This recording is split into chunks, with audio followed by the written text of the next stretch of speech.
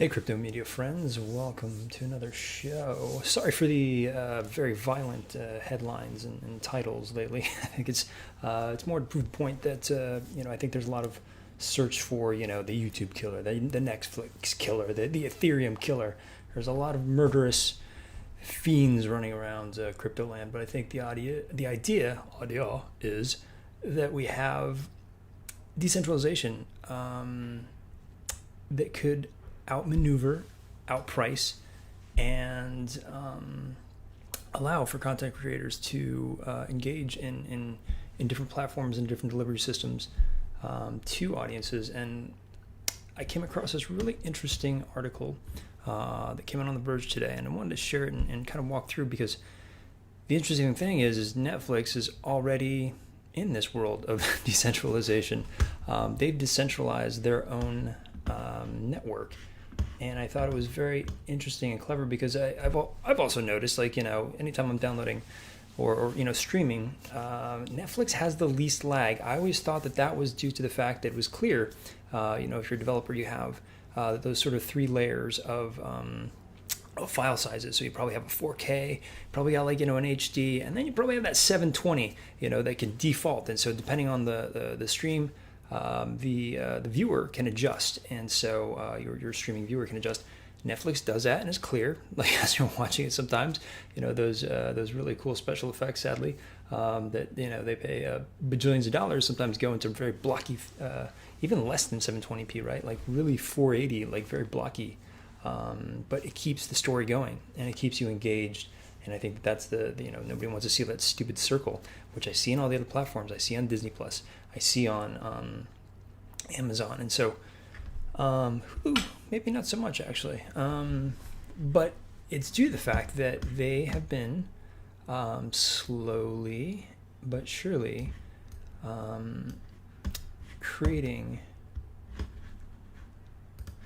a technological platform that is comparative to the work that's being done in decentralization. Now, the thing being is they have hundreds of millions of dollars and likely billions of dollars that they've over the past 10 years have put towards creating this structure of decentralized servers, in a sense. I'll say more localized servers. I don't want to say they're decentralized, but they kind of are, because each has, as this article goes over, and we'll kind of review quickly, its own ability to deliver to you, much like all these other projects, like LivePeer and AIOZ and Akash and Cudos, and some degree Theta.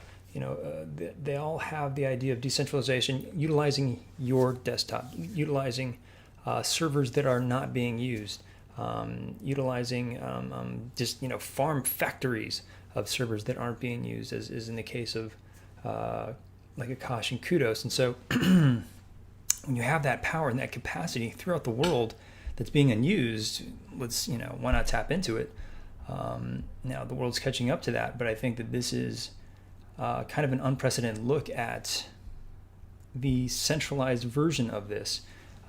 So giving Netflix the absolute control and the dominance in the marketplace of streaming by way of client experience, of customer experience. And so here,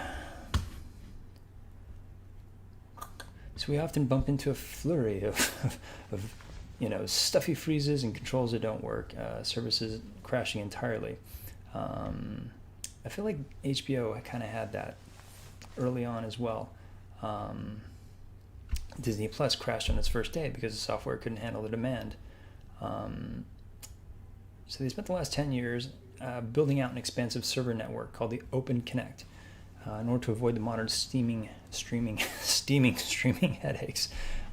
It is the thing that has allowed Netflix to serve 111 million viewers tuned into Squid Game in its earliest week. Shout out to fellow Trojan there as well, director of Squid Game. One of the reasons why Netflix is a leader is because the number of subs they do. Something is that pretty much everyone outside the techno part of this industry underestimates. How many times has Netflix had a problem with their streaming service for the last 10 years? Certainly not as many as HBO Max. Ooh, dragging them under the bus. Netflix knew they needed to build an infrastructure technology that would sustain the anticipated traffic. When we talk about traffic and the anticipation of it, I don't think anybody anticipated how much traffic was going to come during quarantine, and so that really, I think, tested this system in a massive way. I mean, like I was like, we got like two, three Zooms going on at one time, and I almost felt bad for somebody trying to watch streaming. I would have to like go back to like little discs for other people in the house, because it was almost absurd how much streaming we were using.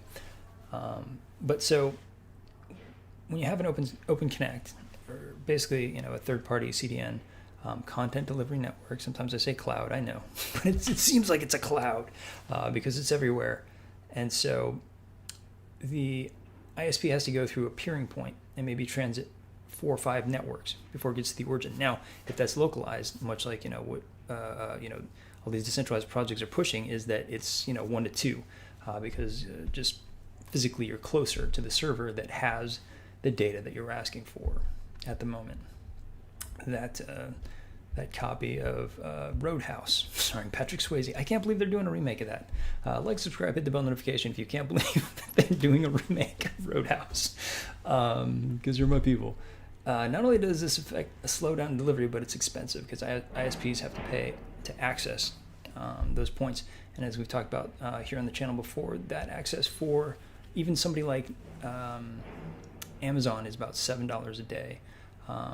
Again, this is just a very loose, rough cost, but you have to understand there's a cost associated here with the traffic, with housing servers, with these things. And so this is what they're doing, Netflix is doing with all of the money.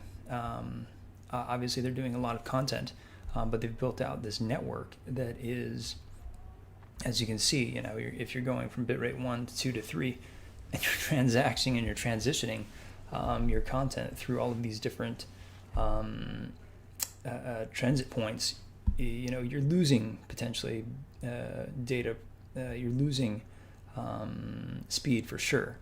And so depending on, maybe bitrate 2 is like super busy at the time, and that translates into a lag through 3 and 4 just to get back to you. And so right now they have 17,000 servers spread across 158 countries. Not bad, because relative to decentralized servers these days, now mind you, decentralized nodes, there's, as I was talking about, AIOZ has, and they're pretty small, they have, 33,000, so they have double that, but they're not dedicated servers. So, and certainly the speed and the quality of their servers are quite good. And so, but that gives you an idea of the number of node points and number of servers that you might have to have in order to service a worldwide content delivery system. Anyone who wants to try to improve is going to have to put a server as close to the end user as possible. That's impossible unless you're decentralized. And you have twice as many servers, 3 times as many servers, smaller, more localized. The reason that Netflix had to build a CDN is because America's ISPs are garbage. I think this is the best quote in the thing. I think had to account for America's internet infrastructure being fundamentally fractured and broken. The reason Netflix had to build the CDN is because America's ISPs are garbage, says Electronic Frontiers Foundation's Catherine Trendicosta.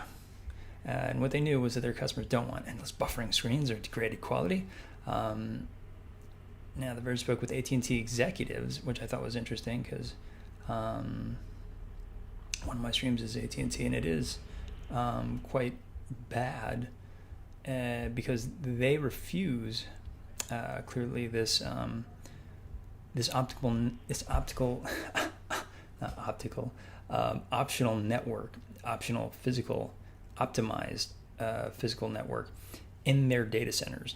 And so this is the thing, is like Netflix will be like, hey, Comcast, we're doing a lot of business with you guys, and we know we're going to put a strain in your system. We're going to put in our own dedicated servers. They're going to be like, kind of specific for video delivery, because you got all kinds of other things going on, probably mostly porn. But we just want the Netflix stuff not to be running through any of the other stuff and dedicated just towards that. and they're going to physically deliver the actual content and have it live there on those servers, which I thought was super interesting based upon they have predictability of popularity, which I think is very interesting. Obviously, you have that, but they got it down to a science to where they know what roughly a movie is going to do in terms of viewership, and they'll deliver per across their 17,000 server network the actual ones that they feel are going to sustain the viewership. And I think that is a bit scary, and it's just I think a testament to the fact that they don't share any data, and they've been keeping it, and obviously they've been working with a lot of their data to optimize this system.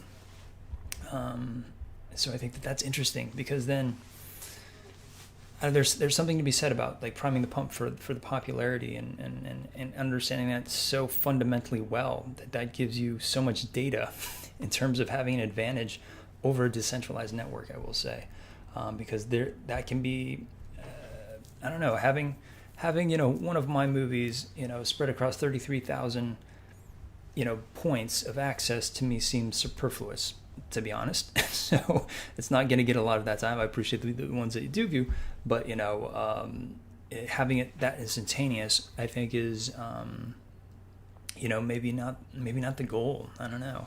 I think as we're evolving with this technology, we're trying to look at how to optimize, and I think that's probably going to be a sticking point with these networks, or those networks are just going to be so massive that they can handle this without a problem, and I can make 10 more movies, and they still wouldn't. We could all do 10 more movies, and perhaps the scale of which decentralized is going to allow us to communicate with an audience, however small that is, whether it is 5 people in Costa Rica because I shot there, and they're like, oh yeah, I wanted to see that crazy movie that dude did. He came here and ran through the neighborhood. That came out horribly. I'm embarrassed, but I think it's nice to be able to speak to an audience, because I think that's I think all filmmakers and all content creators, we want to speak to our audiences, no matter the scale, and we hope for discoverability, which I think is another conversation. But here we're talking about the internal machinations of why Netflix is doing so well as a provider. Nobody's going to disagree or argue that Netflix has built a system that works at scale. OpenConnect has 2 types of servers: Flash, which handles faster delivery, which holds up to 350 terabytes of data. If something sitting in storage becomes popular, Netflix will move that title onto the Flash server. It's designed to serve a larger portion of the traffic, so as demand increases for a show, it's built to be dynamic by transitioning it from storage to Flash to meet that demand. Interesting. So something could sit on storage and then transition to Flash depending on demand. Hundreds of millions of people huddled in their homes looking for entertainment. A litmus test for the 10-year-old project. Pandemic really tested our infrastructure and our technology in a way that it was not built for. OpenConnect is the biggest behind-the-scenes drive behind Netflix's ability to perform as well as it did during the pandemic. But there's a lot of other moving parts that put it far ahead of its competitors. Encoding, clearly.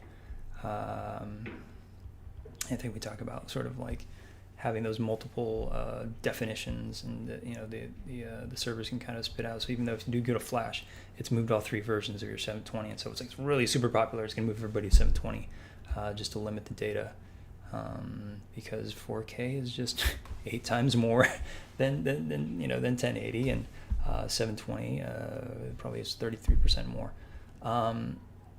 So constantly working on the UI. It's interesting, because I never really thought that we're so focused in on decentralization, and and how much better it's going to be, how much more efficient it's going to be.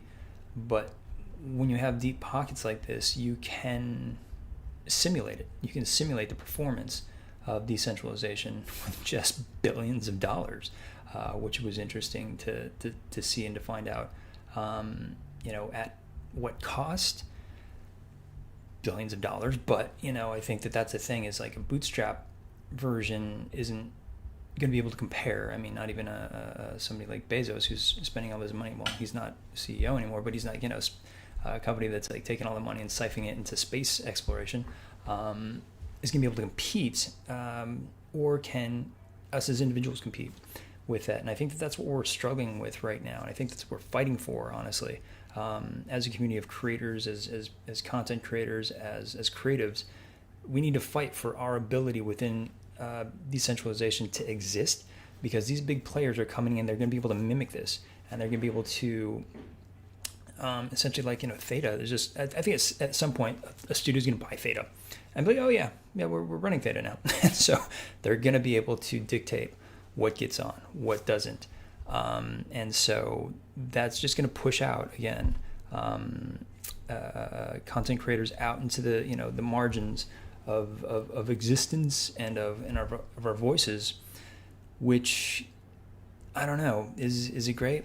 I don't know, is it not great? I mean, you think of like the old studio system and the great movies they delivered, but is it really giving a voice to somebody who's not being heard, or somebody who wants to speak in a different way, somebody who can't communicate to you like this, maybe in English, maybe in front of a camera, but can certainly do so in images and telling a story, and I think that that's the importance of decentralization and trying to work in this space. And this is why I have this channel. This is why I'm talking to you guys. I know a lot of you guys are investors and want to flip coins and stuff like that, and that's cool. That's part of the game, and I'm here for that, because I always want to make sure that everyone understands, as content creators, we got to make everybody rich here. Like, and I'm talking like financial, I'm talking about like intellectually, I'm talking about culturally, I'm talking about a lot of things at once, because I think this is what this space represents. And so like, subscribe, hit the bell notification if you agree, and I'll talk about some more interesting things on the next one. But I really wanted to get into this, because I feel like this is important to understand as we go through this process of trying to outpace and compete with other delivery services in a sense, but to also just take advantage of the opportunities that we have, and fight for the opportunities that we have currently in streaming, in decentralized streaming, because I don't think it's very understandable still at this point that we can lose our voice in the future, in the metaverse, in these things, if we're sort of just waiting for these other companies to deliver, because they are going to deliver. They are going to take advantage of this technology, meet in the space, deliver again the ideal experience of it not being jumpy and stuff. Is my stream jumpy when I move? Sorry, I just like revealed like my stupid camera back there. But it's just like there's a lot of questions at play, and so I always ask you guys and those on boards that I'm on to stay active in the conversation, because I don't want people to get lost in this conversation. I don't want the voices to get lost in this conversation, because as long as you wait on the sidelines, these companies are spending. These companies are making this happen. I was talking about this today on a board. Like, so many companies are just like, they're ready for the metaverse. Like 6 months ago when we started talking about stuff like this, me just on these chats and on these boards and stuff, it's just like we're still trying to figure stuff out. But I think a lot of people are just waiting on the sidelines, waiting for that big thing so that they can jump in.